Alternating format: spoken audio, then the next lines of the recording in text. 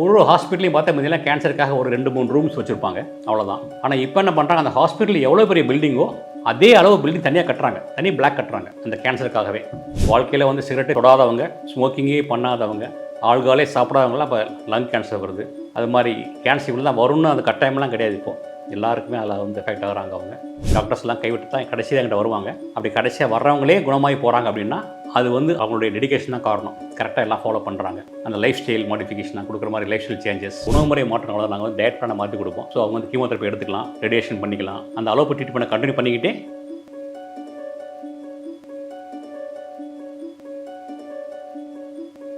Health cafe நேயர்களுக்கு சுப்ராவின் அன்பான வணக்கங்கள்.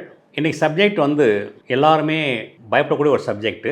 அதுக்கு பயம் தேவையில்லை. அதுதான் புற்றுநோய், cancer awareness and cancer prevention அப்படின்னு நாங்கள் நிறையா ப்ரோக்ராம் பண்ணிகிட்டு இருக்கோம். நிறைய colleges, schools, corporate companies, IT கம்பெனிஸில் போய் நாங்கள் ஃப்ரீயாகவே நாங்கள் ஒர்க் ஷாப் நடத்திட்டு இருக்கோம். ஏன்னா மக்கள்கிட்ட அந்த அவேர்னஸ் இல்லை. ஏன்னா அவங்க வந்து டாக்டர்ஸ்கிட்ட போகும்போதே டாக்டர்ஸ் வந்து அதை பயாஸ்பி எடுத்து பார்த்துட்டு அப்புறம் அவங்களுடைய பெட் ஸ்கேன் பார்த்துட்டு ஸ்டேஜ் 5, ஸ்டேஜ் 4 அப்படின்றாங்க, ஸ்டேஜ் 3 அப்படின்றாங்க. ஸ்டேஜ் 1, ஸ்டேஜ் 2 அந்த டைம் யாருமே டாக்டர்ஸ் போகிறது கிடையாது.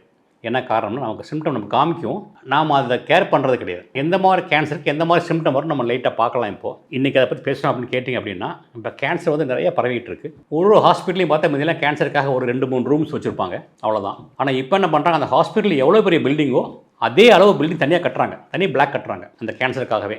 உள்ளே போய் பார்த்தா அந்த ஹால் ஃபுல்லாக இருக்காங்க, அவ்வளோ கூட்டம். 2 ரூம் 2 டாக்டர் இந்த இடத்துல பார்த்தா இப்போ பார்த்தா 20 ரூம்ஸ் வச்சு 20 டாக்டர்ஸ் இருக்காங்க. ஒரு கேன்சருக்கும் ஒரு டாக்டர்ஸ். பிளட் கேன்சர் தனி doctor, colon cancer, kidney cancer, liver cancer, skin cancer, அதே மாதிரி பிரஸ்ட் கேன்சர். ஒரு டாக்டரும் ஒரு டிபார்ட்மெண்ட் பார்க்குறாங்க. இப்போது அந்த அளவுக்கு கேன்சர் வந்து ரொம்ப அளவுக்கு அதிகமாக இப்போது பெருகிட்டு இருக்குது. மக்கள்கிட்ட மட்டும் அவேர்னஸ் கிடையாது. எல்லோரும் நினைக்கிறேன் நான் வந்து ஸ்மோக் பண்ணல, ட்ரிங்க் பண்ணல, நல்லா தான் இருக்கேன் அப்படின்னு. அவங்க லங் கேன்சர் வருது. வாழ்க்கையில் வந்து சிகரெட்டை தொடாதவங்க, ஸ்மோக்கிங்கே பண்ணாதவங்க, ஆள்காலே சாப்பிடாதவங்களாம் இப்போ லங் கேன்சர் வருது. அது மாதிரி கேன்சர் இவ்வளோ தான் வரும்னு அந்த கட்டாயமெல்லாம் கிடையாது. இப்போது எல்லாருக்குமே அதில் வந்து எஃபெக்ட் ஆகுறாங்க. அவங்க அதே மாதிரி ஸ்கூலில் படிக்கிற பிள்ளைங்களுக்கெல்லாம், காலேஜ் பொண்ணுங்களுக்கெல்லாம் பார்த்தா பிரஸ்ட் கேன்சர் வருது. இதுக்கெல்லாம் எந்த விதமான காரணம் கண்டுபிடிக்க முடியல. அட்லீஸ்ட்டு நம்மளுடைய இந்த வீடியோ வந்து கொஞ்சம் உபயோகமாக இருக்கும். ஏன்னா அது அந்த சிம்டம்ஸ் காமிக்கும் போதே நீங்கள் அதை பார்த்துட்டு நீங்கள் ட்ரீட்மெண்ட் எடுக்கிறீங்க அப்படின்னா நிச்சயமாக குணப்படுத்த முடியும், சீக்கிரமாக குணப்படுத்திடலாம். Stage 4 also is curable. ஆனால் மக்கள்கிட்ட நம்ப மாட்டேங்கிறாங்க, நம்பிக்கை இல்லை. நம்மளுடைய பண்டைய கால உணவு முறை மாற்றங்கள், அதே மாதிரி வாழ்க்கை முறை மாற்றங்கள், யோகா டெக்னிக்ஸ் வச்சு ஸ்டேஜ் 4 கேன்சர் க்யூர் பண்ண முடியும். It's curable. எங்ககிட்ட வர்றவங்க அந்த கேன்சர் தெராப்பி எடுக்கிறவங்க ஒரு 6-7 மாதத்தில் ரெக்கவர் ஆகி போயிடுறாங்க. ஸ்டேஜ் 4 கேன்சர் டாக்டர்ஸ்லாம் கைவிட்டு தான் கடைசியாக என்கிட்ட வருவாங்க. அப்படி கடைசியாக வர்றவங்களே குணமாகி போகிறாங்க அப்படின்னா அது வந்து அவங்களுடைய டெடிகேஷன் தான் காரணம். கரெக்டாக எல்லாம் ஃபாலோ பண்ணுறாங்க. அந்த லைஃப் ஸ்டைல் மாடிஃபிகேஷன் கொடுக்குற மாதிரி லைஃப் ஸ்டைல் சேஞ்சஸ், அப்புறம் டயட் பிளான். ஏன்னா நான் டயட்டில் பார்த்தா எல்லாமே anti cancer, anti inflammatory, anti accident. அது கேன்சரில் தேடி பிடிச்சி கொள்ளும். அவங்க வந்து கீமோதெரப்பி பண்ணும்போது கீமோதெரப்பி வந்து it will kill the healthy cells, நல்ல செல்லையும் கொள்ளும். பார்த்தா அவங்க பிளட்டில் வந்து அந்த WBC குறைஞ்சிரும், WBC குறையும், RBC குறையும், ஹீமோகுளோபின் குறையும், பிளேட்லெட்ஸ் குறைஞ்சிரும். ஸோ அந்த பிளட்டோடைய கவுண்ட்லாம் குறைஞ்சிக்கிட்டே வரும். அப்போ பார்த்தா அவங்களுடைய ஆக்சிஜன் உடம்புல சப்ளை இருக்காது. ஆக்சிஜன் சப்ளை ரொம்ப உடம்புல எங்கெல்லாம் கம்மியாக இருக்கோ அங்கே இன்னொரு டியூமர் ஃபார்ம் ஆகிடும். ஸோ இதெல்லாம் மக்கள்கிட்ட ஒரு நம்பிக்கை இல்லாமல் இருந்துச்சு. இப்போ நிறைய பேர் வந்து ரெக்கவர் ஆக எல்லாருமே இப்போது அந்த தமிழ் மருத்துவத்தை நம்ப ஆரம்பிச்சிட்டாங்க. அவங்க அதில் நோ சைட் எஃபெக்ட்ஸ். அவங்க வந்து ஆங்கில மருத்துவம் பார்த்துட்டு இதையும் பண்ணிக்கலாம். ஏன்னா இதில் வந்து மருந்து மாத்திரை கிடையாது, எந்த மாதிரி ட்ரக்ஸும் கிடையாது, நோ கெமிக்கல்ஸ். உணவு முறை மாற்றங்களோட நாங்கள் வந்து டயட் பிளானை மாற்றி கொடுப்போம். ஸோ அவங்க வந்து கீமோதெரப்பி எடுத்துக்கலாம், ரேடியேஷன் பண்ணிக்கலாம், அந்த அலோபதி ட்ரீட்மெண்ட்டை கண்டினியூ பண்ணிக்கிட்டே இதே சேர்த்து பண்ணிக்கலாம். பட் இது வந்து நிச்சயமாக அவங்களை காப்பாற்றும். இதில் வந்து என்ன கேட்டிங்கன்னா, எல்லா பொருளுமே நீங்கள் கூகுள் பண்ணி பார்த்து தெரியும், எல்லாமே ப்ரூவன் டெக்னிக்ஸ் எல்லாமே இது. ஸோ இதை வந்து ரெகுலராக அவங்க சாப்பிடும் போதும், யோகா பண்ணும் போதும், அதே மாதிரி டெய்லி வந்து சன் பாத் பண்ணுறது, ஆயில் பாத், ஆயில் புல்லிங் இதெல்லாம் பண்ணும்போது அவங்க கொஞ்சம் கொஞ்சமாக அப்படியே அளந்து அவங்க ரெக்கவர் ஆகிட்டே வருவாங்க. ஒரு 6 மாதம் 8 மாதத்துக்குள்ள அவங்க ரெக்கவர் ஆகி நார்மல் லைஃப் போயிடுவாங்க. ஸோ இது நடந்துகிட்டு இருக்குது. இப்போ நம்ம வந்து என்ன மாதிரி சிம்டம்ஸ்னு பார்ப்போம். நம்ம சிம்டம்ஸ் உங்களுக்கு வரும்போதே நீங்கள் உஷாராயிடணும்னா உடனே டாக்டர் போய் காமிச்சு நீங்கள் செக்அப் பண்ணிவிட்டு அது உடனே ட்ரீட்மெண்ட் எடுத்துட்டிங்கன்னா அதில் நீங்கள் குணமாயிடலாம். பார்க்கலாமா? கேன்சர் என்னென்ன பார்த்தீங்க அப்படின்னா, அன்கண்ட்ரோல்டு க்ரோத் ஆஃப் அப்நார்மல் செல்கள் வந்து வேகமாக வளர்ந்துக்கிட்டு இருக்கும். அன்கண்ட்ரோல்டு வேகமாக வளரும், அதுக்கு ஒரு லிமிட் இருக்காது. நல்ல செல் அப்படின்னா அதுக்குன்னு ஒரு டைமிங் கொடுப்பாங்க. அந்த டயத்தில் வந்து அது வேலையை பார்த்துட்டு இறந்துடும். ஆனால் இந்த மாதிரி செல்கள் வந்து கேன்சர் வந்து அது வந்து இறந்து போகாது, அது வந்து வேகமாக வளர்ந்துக்கிட்டு இருக்கும். Uncontrolled growth of normal cells, uncontrolled growth of abnormal cells, இதுதான் கேன்சர் சொல்கிறது. இப்போ அதில் பார்த்தீங்க அப்படின்னா கார்சினோமா, சர்க்கோமா, லூக்மியா, லிம்போமா இதெல்லாம் நிறைய உடைய வெரைட்டிஸ் டைப் ஆஃப் கேன்சர்ஸ்.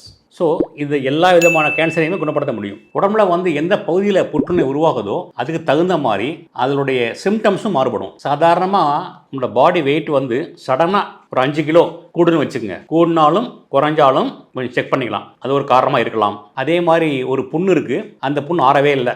அது புண்ணாக இருக்கலாம், இல்லை வீக்கமாக இருக்கலாம், இல்லை வாயில் கூட புண்ணாக இருக்கலாம், அல்ல கட்டியாக இருக்கலாம். அது காரணம் இல்லாமல் ஒரு புண்ணோ வீக்கமோ கட்டியோ வந்துருச்சு, அது ஆறலை அப்படின்னா அதுவும் ஒரு காரணமாக இருக்கலாம் கேன்சருக்கு. அதே மாதிரி இருமல், காஃப், தொடர்ந்து இருமிகிட்டே இருப்பாங்க, அதுக்கு ஒரு பிரேக்கே இருக்காது. அந்த பார்த்தீங்கன்னா நமக்கே இரிட்டேஷனாக இருக்கும் இருமலை பார்க்கும்போது, ஒரு கண்டினியூஸ் இருமல் போய்கிட்டே இருக்கும். அந்த மாதிரி இருமுறவங்க குரல் மாற்றம் திடீர்னு பார்த்தா டக்குன்னு அவங்களோட குரலே வேறு மாதிரி மாறின மாதிரி இருக்கும். அவங்களும் சரி, இருமும் போது ரத்தம் வர்றது, இந்த மாதிரி சிம்டம்ஸ் இருந்தால் இதுவும் ஒரு கேன்சர் காரணமாக இருக்கலாம். அப்புறம் பார்த்தா அந்த ஸ்கின்னில் வரக்கூடிய இந்த கேன்சரில் ஸ்கின் கேன்சர், அதுக்கு பார்த்தீங்கன்னா தோலில் அரிக்கிற மாதிரி இருக்கும், அப்புறம் அந்த கலர் மாறிட்டு இருக்கும், கொஞ்சம் தேமல் மாதிரி கருப்பாக இருக்கும். அப்படி இருந்தால் அது ஸ்கின் கேன்சர் இருக்கலாம். ரொம்ப நாளாக மலச்சிக்கல், கான்ஸ்டிபேஷன், மோஷனே போகாமல் இருக்கிறவங்க, அல்லது அடிக்கடி மோஷன் போய்கிட்டே இருக்கும் கண்டினியூஸாக, அவங்க மோஷன் போகும்போது அதில் பிளட்டு வந்தாலும் அது ஒரு காரணமாக இருக்கலாம், கோலன் கேன்சராக இருக்கலாம்.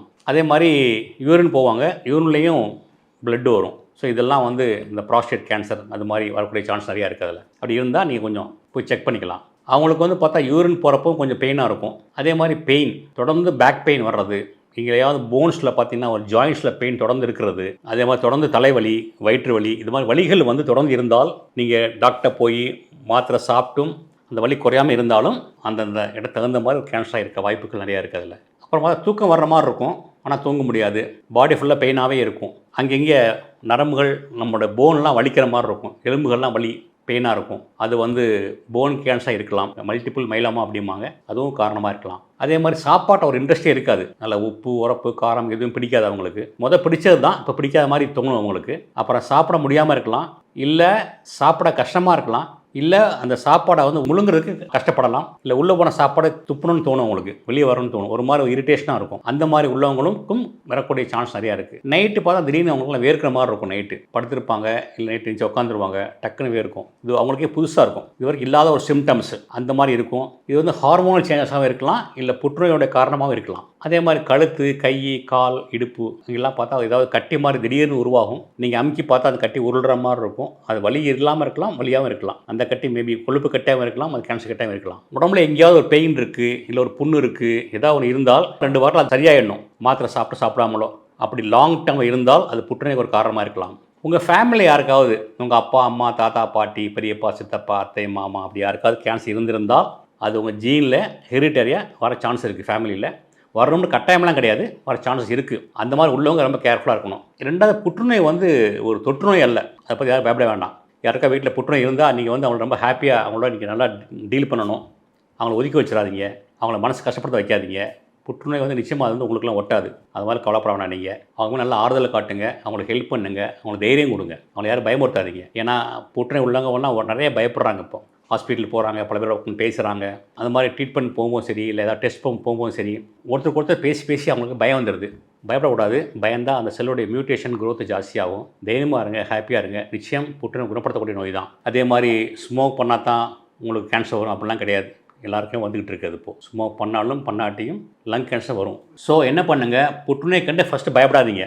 புற்றுநோய் is curable, cancer is curable, even stage 4. Tamil மருத்துவ முறைகளாலும், யோகா மெத்தடாலும், ஆக்சிஜன் இம்ப்ரூவிங் டெக்னிக்காலும், நம்மளுடைய லைஃப் ஸ்டைல் சேஞ்சஸாலும் நிச்சயமாக புற்றுநோய் குணப்படுத்த முடியும், அதை நம்புங்க. அதே மாதிரி புற்றுநோய் ட்ரீட்மெண்ட் போகிறவங்க பயாஸ்பி எடுத்துகிட்டு அவங்க ரிப்போர்ட் கொடுப்பாங்க, இருக்குன்னு சொல்லுவாங்க. அப்புறம் பார்த்தீங்கன்னா அவங்க பெட் ஸ்கேன் பண்ணுவாங்க, உடம்புல ஃபுல்லாக பரவிடுச்சு அப்படிம்பாங்க. அந்த புற்றுநோய் உடம்புல பரவினாலும் மெட்டசஸ் ஆகியிருந்தாலும் அவங்க ட்ரீட்மெண்ட் எடுத்துகிட்டு கொண்டு இருந்தாலும், அதாவது radiation therapy, chemotherapy, targeted therapy, immunotherapy, hormone therapy என்ன எடுத்துக்கிட்டு இருந்தாலும் நாங்கள் கொடுக்கக்கூடிய எங்களுடைய அந்த தமிழ் மருத்துவம் மூலமாகவும், மருந்தில்லா மருத்துவம் மூலமாகவும், யோகா மெத்தட் மூலமாகவும் குணப்படுத்த முடியும், நம்புங்க. ஃபஸ்ட்டு பயப்படாதீங்க.